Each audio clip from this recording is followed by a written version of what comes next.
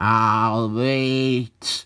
This is Sabreclaw 2 from 1993, or more accurately, this is an elaborate Dragon Strike advert from 1993. Most of this comic is a ridiculous multiple-page advert for a game rather than a Sabreclaw story. This is a mini-series. It is by the same creative team who were working on Wolfman's book.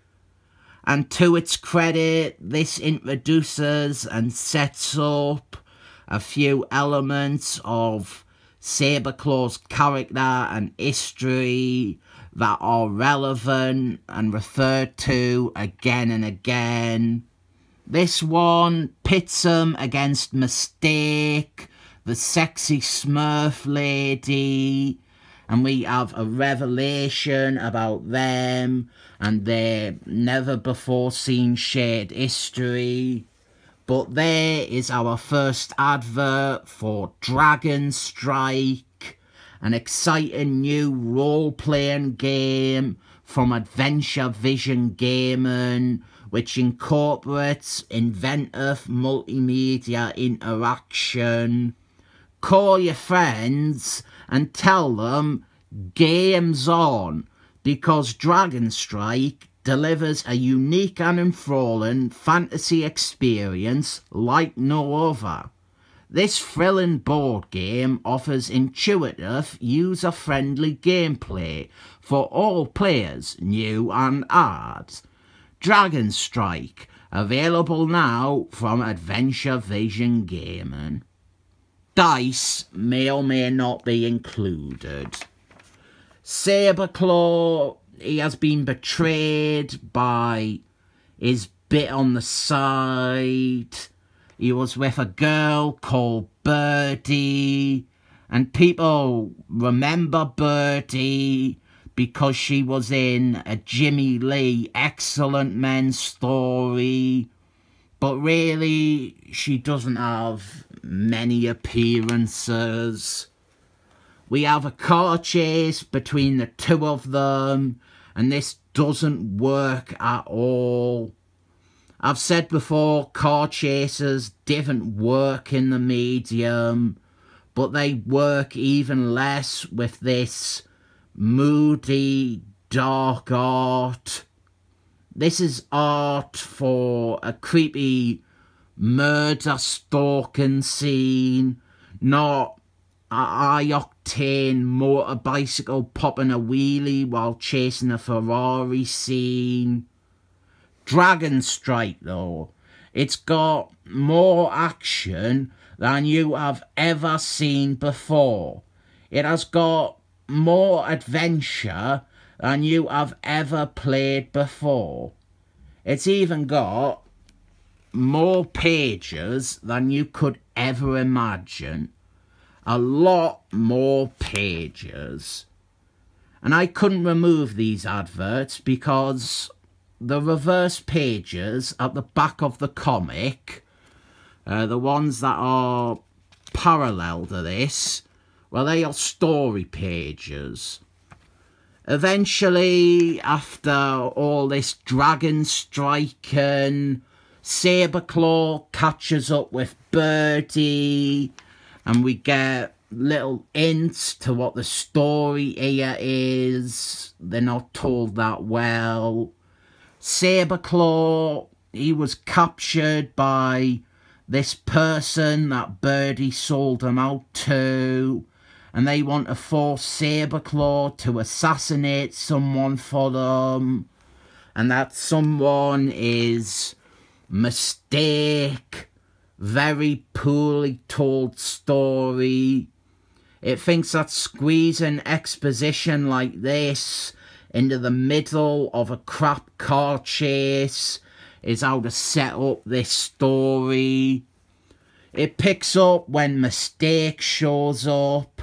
Mystique is a great character, but especially when she is not Jennifer Lawrence. and she isn't Jennifer Lawrence in this comic. When this came out, Jennifer Lawrence was like 3 years old, and nobody wants to read about a baby who won't even put on the blue makeup. We have Sabreclaw attacking Mystique, and we have got an excellent bit with Mystique being badass, or whatever you want to call it. She throws a wine or a champagne or a shandy in his face, and then she sparks up a lighter and sets him on fire.